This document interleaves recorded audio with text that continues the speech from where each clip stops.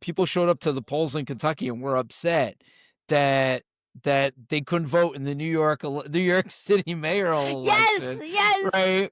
Right. And upset that the polls were closed, and they were like, "Oh no, we don't vote. You We can't vote for year, New York right? City mayor." And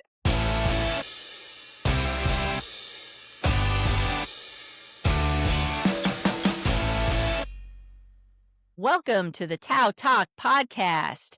I'm your co-host, Denise. I'm here with my co-host, Neil. And today is Sunday, November 9th. We're going to have, we got a few topics to go over. We're going to start today talking about the elections on November 4th and how well we did. We'll talk about the county, and we'll talk about our local town.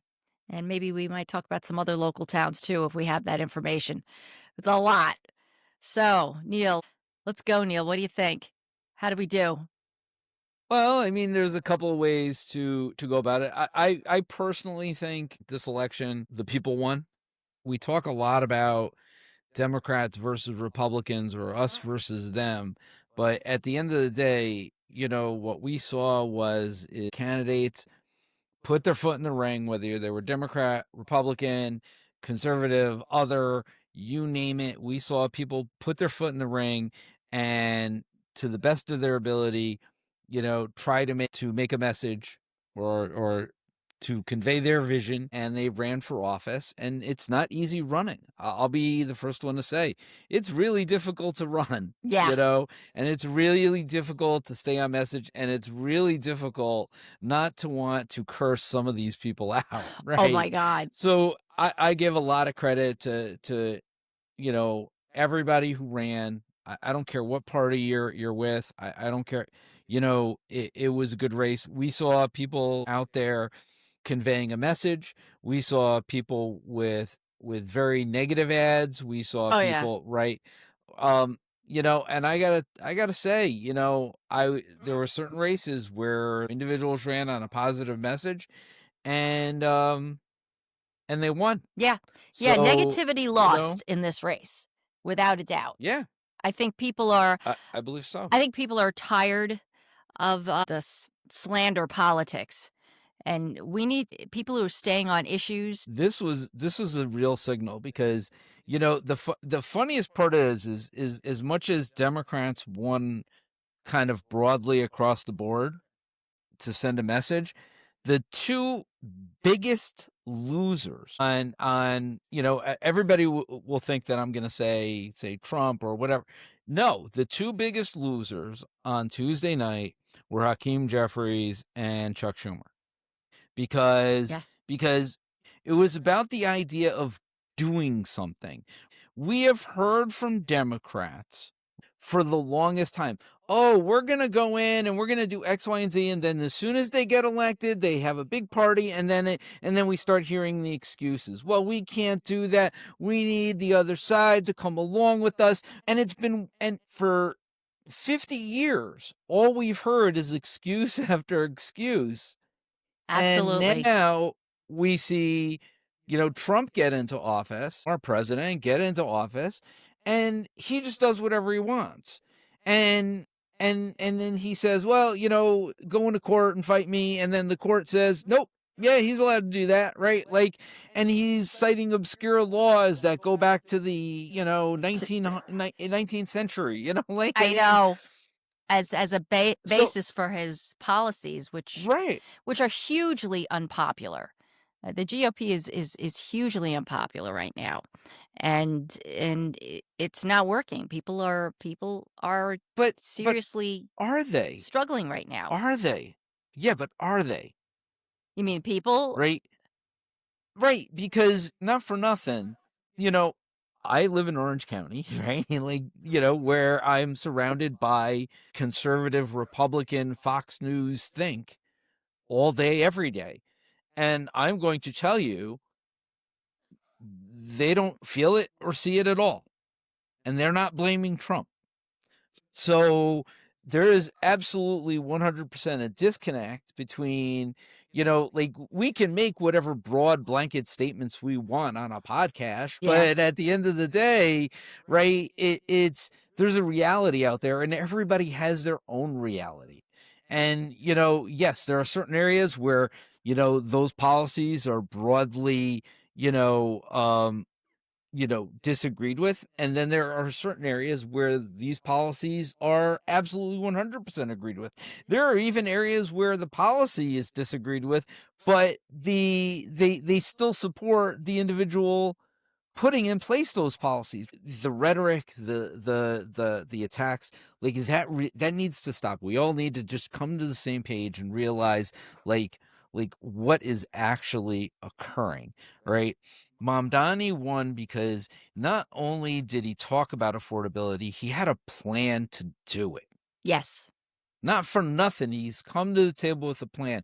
And then as soon as he got elected, he brought in the people who could help him execute that plan. Okay? We have never seen that from a Democrat before. The last time we saw that from a Democrat was FDR in the New Deal, Yeah. right? And why are the attacks on Mamdani occurring, right? I don't think they're for the reasons that everybody is out there getting people scared about, right? Like, it's not socialism, it's not affordability, it's not, right? I live in upstate New York. I live about an hour and a half outside the city. We live in this area of Orange County. Orange County is the furthest place that one can live and still work in New York City. Okay? It's commute. So Yep. we are a much more populated area than what most people think of as upstate New York. As Denise has mentioned, we're roughly 35,000 people in our town. Just our town. Yeah. I think the whole Just our county is town. is over 300,000 now, probably 350 at this point. The whole county. Right. And we still do not have, we're still using dial-a-bus up here. We have no Yes. transportation system at all to get workers who may work in Newburgh, right, in the city of Newburgh, to the town of Wallkill, or from the city of Middletown to here, or any of the towns or villages that we have in the We're area to anywhere disconnected. else. We are very disconnected. So when somebody like Mamdani comes along and says, I want to provide free bus service in a place where they already have bus service, and up here in Orange County, we're saying we want any bus service, we'll pay for it. We'll We buy don't care. Like, we need this service, right? And we can't even get that. Yeah. And so I was watching this thing and it talked about this. You go to parts of this country and they don't have anything, Yep. They have no way. and you hear a guy like Mamdani and you're saying to yourself, why are they getting free childcare? Why are they getting, but free bus service? Why are they right? It's why are they able to get that? And we can't even get paved roads. We can't even get a hospital in our town. We have to travel an hour and a half just to get to a hospital. Like, there's a real big disconnect in this country between the haves and have-nots. And Mamdani isn't getting beaten up because he's a socialist or he's a liberal or he's a Democrat. He's getting beaten up because he wants to provide his community with something that nobody else is even considering in their communities. They have leaders who have said, screw you, okay? And Mamdani is saying, I want to do this, Want to do this for okay? you. Right. And the thing is that in the end, it ends up being a benefit because it allows people to be able to get to jobs and get to work that might not be able to, because they're in financial difficulty. It's the same thing here. It's the same thing here. I commuted to the city for 18 years from up here. I ran a van pool. And I would pick actually your neighbor across the street diagonally, Lisa. Um, she used to work with me at the same job, the same law firm, and so she rode with me for years. A lot of my passengers were transplants from the city, recent transplants. And Right. and almost none of them really knew how to drive before coming up here. Because when you live in the city, you don't have to drive. Yeah, you can take the Right. subway, you can take the bus, there's a cab, there's Uber, or back then it was car service. There's always a way to get around without having to pay to garage a car, because you got to pay for the car, your car payment, and your insurance, and to garage it, which is like very expensive down there. So when they came up here, if they can't drive, all I got is the cabs, which get pretty expensive, dial a bus, which is really tailored for the elderly and disabled, and there's no local bus that they can get in to travel around to go shopping. So it makes it harder for these people. Some of them learn how to drive, and some of them just have to rely on somebody driving them around. And if you don't have if it's a family member and they're out doing their job, it's not that easy. And I think that's a problem. I grew up on Long Island. Long Island, I had bus service my whole life. So I could, as a teenager, if I wanted to go shopping, if I wanted to go to the beach because the bus pulled up in front of the school, I could do that. I could take off and go to the beach after school or during school, as the case may be. Um, that having that kind of infrastructure is really important, particularly in a more populated area, which Orange County is, and it continues to grow. It's still the fastest growing county in New York for like 35 years, 35, 40 years. People Well, come up because here. the city is growing, and what you have, so this kind of feeds into both. So I'm gonna let everybody know the big lie, the first big lie, and then there's a second big lie, right? So the first big lie that everybody keeps talking about is that 1 million people are going to flee New York.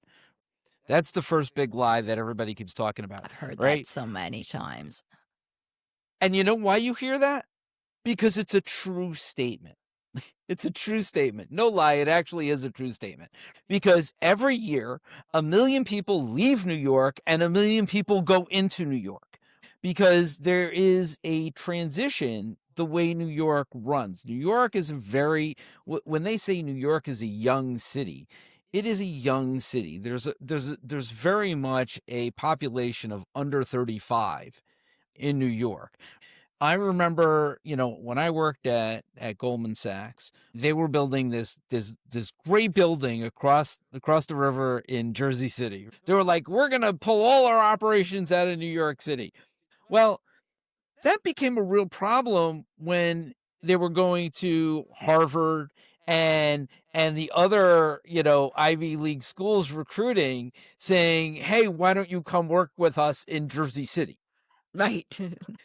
You want to recruit the best of the best. The best of the best want to work in New York City. New York City is a very unique animal in and of itself. It is very high density. It has the highest, I think, density of any major city in the entire world. Yeah. Okay. It is just, and the way it operates, there are young people that come in every year and there are older people who leave, right? So usually around 35-ish, right? People start getting married and they start wanting to have families, and then they want to move to the suburbs because To raise you their know what kids. and not for nothing, there are a lot of people who don't mind it, or can't leave. But, if you can afford to leave, a lot of people are like, I don't want to have to sit here and drag my kid and my stroller up and down the subway Yeah. every day. There's a reality to that. So you have a lot of people that kind of leave around that time frame and they move to the suburbs. So that's about 1 million people leaving, and then every year 1 million people flock in, right? Young For people the new for the jobs jobs, to get the jobs. right. I So I was one of those people who went to the it's just city when I was in my mid-30s because right. to get better It's a pay. state it's one of those things that it's just a big lie. It's a lie that they like to tell when people like Mamdani get elected. You don't hear about the million people leaving when Bloomberg came in because a million people left. You don't hear about the million people because it's just the cycle of New York. And here's the thing, that where do they go? A lot of them keep their jobs in the city. They go to where they can commute. They'll go into Bergen or Sussex. Right. They come up here. You'd be surprised how many people commute. And now it has reduced a little bit because we've grown a little bit. We can offer, a little bit better pay to people staying, but commuting and people who work remotely. There's a lot of people who, thanks to COVID, we went from commuting to working remotely. But they're still working in the city, still have jobs in the city. So, and I'm one of the people. Now, I worked locally and I went to the city to get better pay. And so I did that for almost 20 years. So I'm sort of opposite to the younger class, but Right. as somebody who worked in a law firm, every year in September was first years, and they would throw easily in our law office 40, 50 first year college graduates, young lawyers up against the wall and work them for a year, and then some would stay and others we would, move out. But those were college graduates who came to the city, and they're part of that million people that you're talking about that come into the city, while maybe people who are retiring or want to build families, now they're married and they want to have kids, and maybe they can't afford private school in the city. They move up here. A lot of them move here. They move to Rockland. They move to Dutchess County. Dutchess County has a huge population, and a big city with Poughkeepsie. So, and then they've got a train system. Yeah. And thousands of you get thousands of people, tens of thousands of people who show up in New York every year who want to make it on Broadway, want to make it modeling, make it, and many of them don't make it and they end up going home, right? So, that I just wanted to dispense of the lie of the million people leaving because they're that not to me leaving is because of a complete Mamdani. joke. They're not. Right. That's the They're bottom not line. right. That's the bottom Right. line. Mamdani has nothing to do with that. And I think we just have to bring it back locally are you upset that Mamdani is trying to make the lives of his constituents, his residents better, and that your elected official doesn't give two shits about you because they're not doing anything for you? That, start looking at it that way. I think there was this place, I think Kentucky or whatever, people showed up to the polls in Kentucky and were upset that they couldn't vote in the New York City mayoral election. Yes. Right. Right. And upset that the polls were closed, and they were like, "Oh no, we don't vote. You We can't vote vote next for a year," New York right? City mayor. And it's this idea no, these aren't the mayor of New York City is the mayor of New York City. You have your own mayor. I don't know who your mayor is, but if you're upset that they're getting something that you're not getting, then you need to show up to your town hall or your village hall or whatever, and you say, I want these things. Thank you. Right? How can we make these things happen for us? That's what you got to do. And now let's bring it back locally, because the county supervisor, Newhouse, retained his seat, but county executive, but Michael Sussman was advocating for a transportation system for the county. That was one of the things that he wanted to do, along with Genesis Ramos, who won again. She retained her seat handily. She along with people like Monisha Maldonado and DC Carter. I think Monisha also won. No. Oh, she didn't? Okay, so DC, she was winning last I checked. So DC Carter also, she won big time. Both advocate for having a countywide transportation system to help people to get to jobs in other communities. This helps this doesn't just help people who, either can't afford cars or don't want a car, or maybe, I don't know, maybe they lost their driver's license. They can't legally drive. So, people, it limits their opportunities. A transportation system would increase their opportunities and help them to get around the county and possibly connect up with Rockland County. They have a bus service and get to jobs. But yes, we were sad about Michael Sussman, and we were really pulling for him, but he didn't win. But here in the town, we had we had a good day on election day, right? So It's a very interesting day on election day, and I gotta tell you that. So yeah, so in the town, Democrat Frank Dondanto won over candidate Ralph Carr. You had Councilman Johnson and Councilman Coyne retained their seats in the first and fourth wards. Councilman Vanilla, who was unopposed, retained his seat. And Don Saleo was able to win in Ward 2 over his opponent, candidate Rosie Otero Walsh. yes, So that was the way the town, and Luisa Ingracio was also unopposed. She retained her seat as well. as the county clerk. You So know, what's interesting in the matchup between was it Mark Coyne and Jean Day? That was a very close race, like within, I think, 30 votes separated them. 31. 31 I think votes. it's 31. 31 Exactly, votes separated them. That was a very close race. So that says a lot. I think Jean should run again next year. Well, as I said, we got to do it all again next year. We got to do it all again next year. So we're Who gonna knows? be here every step of the way. knows? First of all, congratulations to the winners. Yes, Obviously, congratulations to all of them. they're all getting set up to take over their new roles. What, you don't Do think you so? think these get? Oh, okay. Maybe Let me tell Frank. you a story. Let me tell you a story. Okay. So, when I ran for supervisor, I lost. All right, Stephen Ella had won my seat on the town board as councilman in the third ward. We had a history in the town where once the election was over, in the holiday parade, we allowed all the elected officials and all the winners, right, as a show of unity, town unity, to walk in the town's holiday parade, which follows the election. I mean, it's usually the first major event that follows the election. They didn't allow Stephen Ella to walk because he was a Democrat, and they said he didn't take office until January 1st. This is the type of partisan crap, right? Wow, that I didn't you know deal that. with in small towns.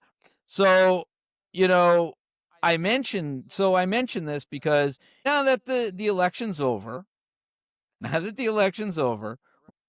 as a show of good faith, which I know these guys have nothing of, because they're partisan hacks that like to go out and do what they do, right?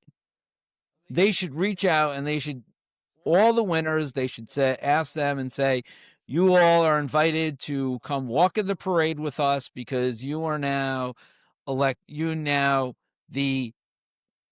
position elect, right? You're the Yes, judge elect, absolutely, you're absolutely. the councilman elect, and you're the supervisor elect, right? As a show of this is the way we operate in this town in good faith, okay? But I don't think that they have it in them to do that, because that's just not who they are. And they've never been that way. They've been partisan right from the very beginning. Oh yeah, So absolutely, but absolutely. this is small towns, and I really feel like they should be allowed to walk in the parade, and that the community should see the old guard and the new guard walking together, right? You don't have to like each other, you don't have to agree with each other, but for the good of the community, how about a little bit of so one of the Democratic candidates who lost, Jean Day, and I'll give her credit because she's a wonderful, wonderful, wonderful person. Yeah, If you know anything about her and you've had the chance to have her in your life and meet her, she's an absolutely fabulous and wonderful person. Okay, and a real advocate not for the people. right. And she's I wouldn't even call her partisan. I wouldn't call her Democrat. I wouldn't call her Republican, she's compassionate, Right. okay? And she wants to just help people, Yeah. okay? Jean is a wonderful person. She organized with the Republicans to pick up the signs and drop them off in the park. Okay, so that way they can all exchange signs. So that way you don't have the same people going to the same corner, or the Right. different people going to all the same corner, right? Like, Just gather them all, Gene put goes them in to one this place. corner, whatever's there, and then everybody can exchange signs later. There are members of the Republicans who we're like, I don't understand why we're doing this. I don't understand, right? Like who are grumpy about that shit. Like the election's now over. What is with the vitriol? Why does it have to be like this? That's really the problem. Like everything has become politicized. Everything has become politicized in this climate that we're living in right now. And there's no sitting down and just having a basic conversation. I mean, simple conversation about collecting signs. Why have 5 different people run to the same corner to get their sign, their specific sign? Why not just have Right. just gather them all and we'll bring them all back to whether it's town hall or wherever you want to meet, put them all there and then come and collect your signs at one time. It's just stupid. It's just really stupid. It's very, very petty. Politics has become petty and it's pretty disgraceful. And you're exactly right. You hit the nail right on the head. Politics has become very, very petty, and we're seeing this at all levels of government. And what the mayor's election in New York City, and I think in part the elections we saw kind of everywhere, right, show you the stark differences, right, in what is now attracting. Like, people don't want to be talked down to anymore. I think people have had enough of that. People are sort of getting tired of the promises that aren't kept. Oh People are yeah. getting tired of being kind of told, "Oh, we're going to give you X, Y, and Z," and never getting it. People are just tired. People want to know Yeah. that if you say you're going to do something, that you have a plan and that you're actually going to get it done. People are getting sick of the excuses, and it's from both sides. Yeah. And not for nothing, I'm not even sure what and no offense to any of my Republican friends, I don't even know what they stand for. Like, I know that I don't agree with anything the Democrats stand for, but I don't even know what the Republicans stand for. And I'm sort of on the inside of the Democrats, but there is a really big disconnect between the voters who want to be Democrat and who want to vote for Democrats and the politicians that they're electing. Yeah. Yeah. Big difference. Yeah. Well, I think we're starting to see that. We're seeing the rise of a lot of grassroots candidates who aren't backed by corporate money.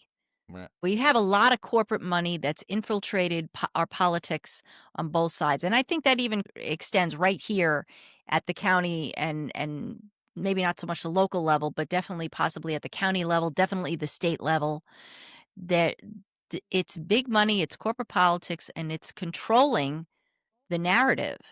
And we're seeing this on both sides. And I think that's part of the reason why you see, for example, Hakeem Jeffries and Schumer, Chuckles. That's who iHip News calls him Chuckles, not endorsing a candidate like Mamdani because the corporate money doesn't want him endorsed. What he did, he didn't just run a good campaign.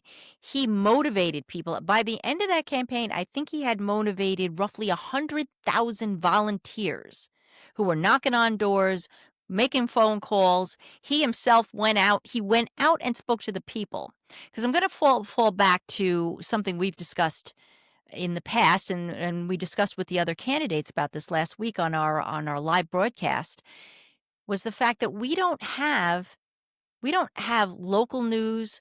We don't have a means, even in the city so much. The city does have some local, but it's still controlled by the big networks are controlled by corporations. And so they didn't focus in a positive manner on how Mamdani was building his campaign.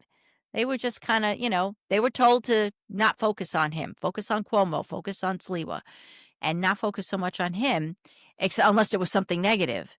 And so Mamdani went out and he freaking hoofed it and went out and met the people in person and spoke to him. He got people motivated to do the same. And so this was a real personal campaign, where it was a person-to-person campaign, and we haven't seen something like that. That's how it used to be. That's how it used to be, where people Well, showed up at your door, they showed up at community events. We didn't see that. that's what local elections are supposed to be about. That's why the candidate, and here's the problem. The local candidates and your local, all these people have to get signatures to get on a ballot. Yes. You are getting people knocking on your doors. You do have the opportunity to ask them questions, but when they do knock on your door, nobody asks them any questions. Nobody talks to them. It's sort of like, oh, we're the same party, go you, or we're the opposite party, screw you, and nobody wants to hear platforms anymore. Nobody thinks, and this is the problem, nobody thinks that their elected official is going to do anything for them. So it's well, you know what? You're not going to do anything for me, so I just want you to get in and screw the other guy. And Yeah. that's what it comes down to. And that's what politics in America is today. And it's very disheartening, because you look at a guy like Mamdani, who is being called a socialist, a communist, a Muslim terrorist. The guy, he's of Indian heritage. Give me a break, right? He's not from the Middle East. He's not even from the Middle East. And not only that, there are more American homegrown terrorists here than. Okay, let's put all that aside, right? Let's Yeah, we just kind of can put talk all about that that.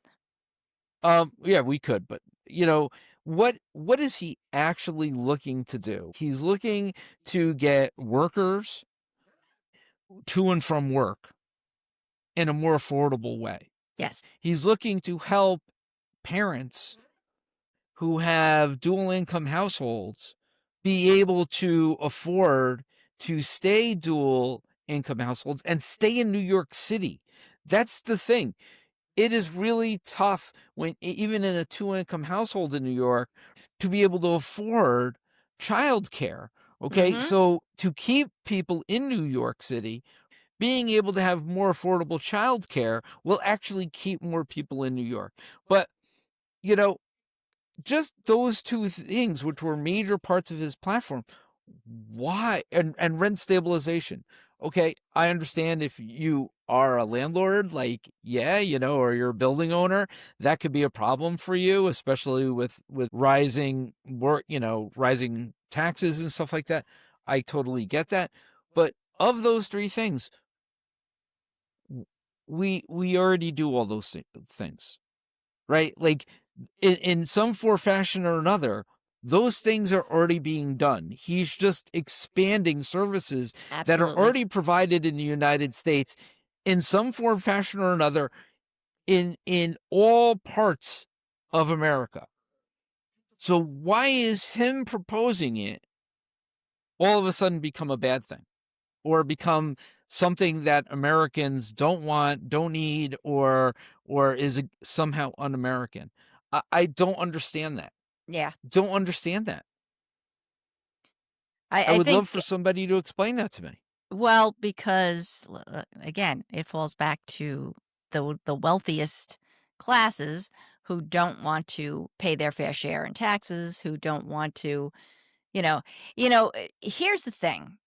You can't have wealth without poverty, right? So if we're all middle class, then we're all basically the same. And I think the wealthy 1%, I think we're seeing massive amounts of greed. There's nothing wrong with being wealthy. Nothing wrong with being successful, but there is something wrong when the top 1% wants to set policies that make it harder for those of us in the middle class to aspire to rise to that level. Wasn't that the American dream? to get married, get a career, become successful, buy a house, have a little picket fence, and that dream has disappeared for the younger generation, the Gen Zers. We talked about this last week, that it's a gig generation. They've got a job here and they're doing an Uber over there. That's not a future. And it's a shame that we aspired to have our kids. We wanted to give our kids better lives than we had. And now our Now kids you're on have, topic. yeah, we wanted to give our kids better lives than we had, and now that's not happening. No. The kids today don't have a future, and it's because of this massive greed. So we had inflation under Biden, but we also had wages rise to help, alleviate that. Maybe it didn't rise at the same rate or whatever, but now we're going in two different directions here, and this makes it harder for the younger generation to get a single job, to have a single career. So when we have a leader here, a new mayor in the city, or any other elected leaders that want to talk about making things affordable, utilizing tax dollars, he's talking about a 1% to 2% wealth tax to help alleviate and make things more affordable, help workers get to work. That's going to benefit the bosses, right? They can get decent employees right there in the city that aren't going to be late because their train or whatever got delayed from upstate New York, where many of us commute to. I mean, I don't know. It's just very, very frustrating what I've been seeing with the I hostility towards Mamdani and what I he's think it offering. I think it's just more of, as I said, we in our local communities don't have leaders that talk like that. Don't have, the only thing our leaders say to us is, well, we can't afford that, Yes. and then they go and they, And then they spend go money buy on this something else. property and then they spend money on something else, right? It's this idea that you have a guy who, and I hate to say it this way, who's not white, and all of a sudden he talking about things that our politicians, they don't talk that way. Yeah. Yeah. And when I say our politicians, I'm not talking about white politicians. I'm talking about suburban politicians. I'm talking about politicians that represent us. Yeah. And they don't talk like that. They don't have those ideas. They don't look at the needs of their community. They don't look at our community has grown 10% a year in the town of Wallkill, right, over the last 10 years. Yes. And services have not increased to coincide with that. Yes. To meet with Right. that. The Yep. only thing that's coincided with that, actually disproportionately, because it's actually been more than 10% a year, is the town's police department. That has grown at an astronomical rate, but the rate of paving roads, the rate of the other services that the town has gotten, and the town has actually not grown even remotely proportionately to the growth of this town.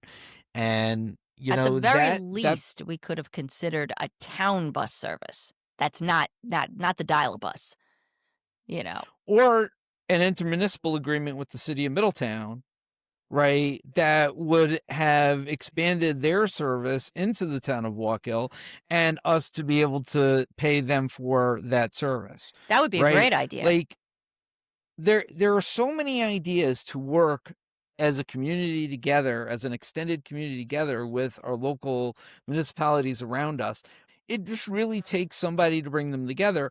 If you had a county executive that wanted to do something like that, he could do it. I mean, he has the relationships, he could do something like that. But, the idea is people just don't want to do it. Right. Because, it's easier to do other things, and not only that, the people that may you feel you're representing or donating to your campaign, they don't really care about those things. Right. you Right. know Yeah. Well, and that gets back to, where the money, follow the money. But the grassroots people, they're talking like that. They're talking about transportation for all. They're talking about health care. They're talking about childcare, ways to that's a big problem. That's also a big problem here in the county for especially for people who came up here but still kept their careers in the city, whether it's in Manhattan itself or down in Westchester, White Plains or something. Childcare is a big thing that's needed Yes. and an affordable way to do that. You'd be surprised what people pay for babysitters, or some people just have to bring their kids with them. Some now, my next door neighbor here, his wife is a teacher in the city. So their daughter, she's going to school in the city. They bring her down there. She goes to school down there rather than going to school here in her community where she could make friends with other kids and have other kids to play with on the weekend besides just But the next door neighbors. it's not just the city, it's up here, right? Like, these things are here, and nobody's advocating for these things. So, my ex rented an apartment, I want to say, 8 years ago. That apartment was $1,200 a month. That apartment now is going for $2,500 a month. Oh, yeah. Okay, Yeah. right? Like, rents up here are skyrocketing. They're Okay, astronomical. you have, car payments, skyrocketing because you have to drive everywhere. So you need a car. You have insurance, which is going up that you have to pay for. Like, you have so many things up here that you have to pay for, right? And then childcare you add to it, and then healthcare and various other things. Right? Like, it becomes really expensive to live up here. And that's without even buying any food. Right. Okay. Right. And so who's up here talking about affordability up here, right? Because it's not talked about, and because nobody says anything, and yada yada yada, right? Nobody has to campaign on it, but when you hear somebody campaign on it, all of a sudden they're different. Actually, the person who talked a Because if lot that about was a real issue, they would talk about it. well, you know what? The person who did talk about it was Michael Sussman. He talked about Yes. affordable housing. He talked about options for our seniors. He talked about that. And I didn't even know what Newhouse campaigned on. I didn't hear much But from him. but here but here's sort of my complaint, right? My complaint, right, is that what affordable housing means for the city is not the same as what affordable housing means, right, for us here in upstate New York. Okay? And I think it's very disingenuous when Democrats conflate the two. Okay. Okay? Because there really is a difference, and we have to have that conversation. We have to have that conversation as Democrats, and we have to have that conversation as Republicans, and we have to have that conversation coming together, all right? And understand what that means, because every area is not the same. And I really hate, like, the one thing I can tell you that really annoys me, like, it's Democrats, Republicans believe they know what's best for everybody, right? And Democrats believe that they can just paint a brush, everybody with the same brush, all right? Republicans hate that. Democrats hate that, right? We need to start looking like everybody, just like we're all individuals. Every community is an individual, Yes. has Yes. its own needs, its own wants, right? And we have to start looking at them that way. This idea that you have to go begging the state for something that you need that fits in their box in order to be able to get a grant is insane. It's Right. absolutely insane. Because then you end up with stupid shit in your community, and then everybody goes, "Oh, how did we get that? That doesn't make any sense." Well, we got a grant. And that's what they were willing to give the grant for. Right. Right. And it's like, but we need, 4 other things that would have been more appropriate for us. Yeah. Yeah. And so, and this is where now the public needs to be more engaged.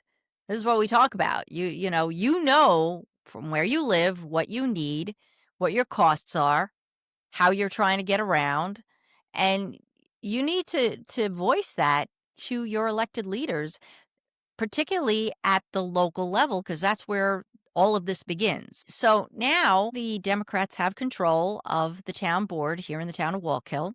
We have supervisor and 2 councilmen. And so they've got a year to be responsive to the public, to tackle the issues. Obviously, the finances has been a big thing that we've discussed, but the number one Yes. thing for the people here in the town is you need to go and talk about what your issues are. I mean, we can talk all day about issues, but if we're not relaying that to our elected leaders, we're not going to get those issues addressed. And that's why that's our civic duty as constituents to speak up. We've spent too long, right? It was at one point in time, politicians used to tell us what we needed, right? And that was good enough.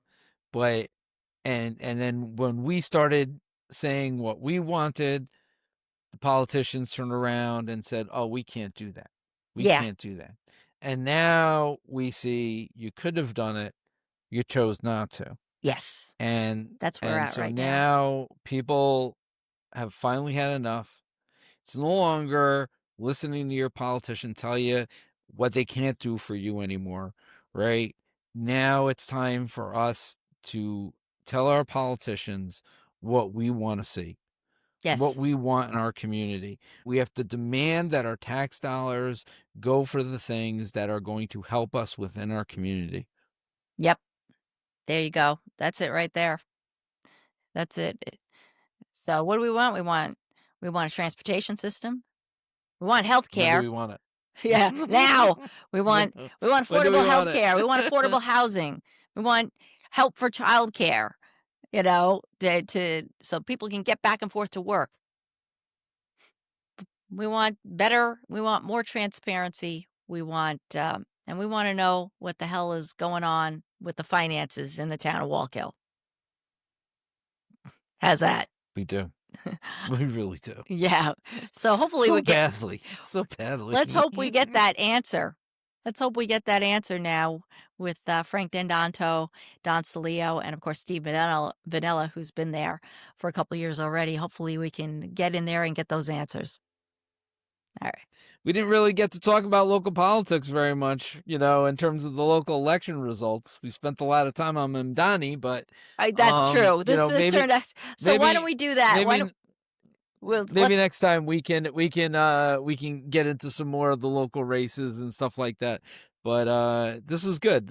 I think this was an important conversation to have. Glad we did it. I hear a lot about how people hate on Mamdani up here, and my only thing is he's just a guy. Yeah. And he has laws just like everybody else that he has to follow, and he will follow them. And anybody who thinks that he's a king, you've been paying attention way too much to the guy in the White House and not the guy in New York City. And at the end of the day, he's just New York City. Yeah. Yeah, If you don't live in New York City, he really represents what New York City is. It right? is a multicultural society.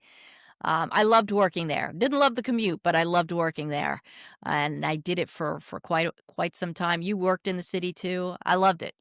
Loved all the I food. live the city, Yeah, right? But I don't live in the city anymore. He isn't my mayor, and he doesn't impact my life. right. So to be honest with you, I have a lot of friends in the city. I wish him all the luck in the world. I wish them all the luck in the world. And I hope that they are all successful, because I know what a successful New York means to not only New York City, but this entire state, Yeah. because of the money, the revenue it generates for all of us. So absolutely, he is the elected mayor, and I will absolutely support, just like I would support any mayor, just like I would support any politician once they get in the office, and say whatever I can do to help, I will. There you go. You know. All right. So good luck to Mamdani, and in the next session we will actually discuss what happened here in the town. All right. All right. We'll see you soon, guys. Thanks. Take care. Peace out. Well, thanks for watching our show. And if you haven't already done so, please remember to like, share, and subscribe. We're trying to get up to our first 1,000 subscribers, and we can't do it without your help. Also, leave us a comment. We would love to hear from you. And finally, you can follow us on pretty much all the socials. Just do a search for TOWTalk Podcast or sometimes Town of Wallkill Podcast. Thanks for watching. We look forward to bringing you more content in the future.